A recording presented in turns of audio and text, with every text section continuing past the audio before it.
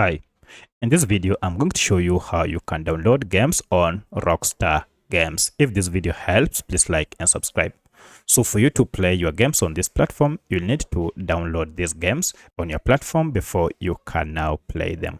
To do this, log into your account, and here I'm already logged into my account. Then go to downloads once you are logged in, and you should see your games here.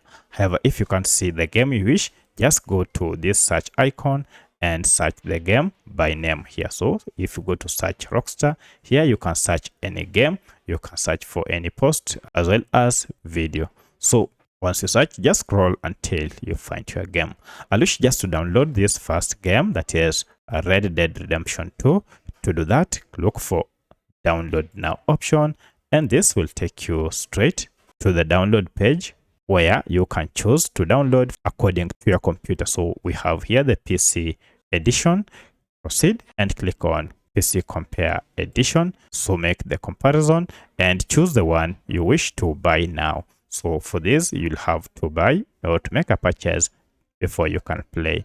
Once you click on buy now, this will take you to the checkout page where you can now add your payment details here before you can complete the purchase by just clicking on pay now.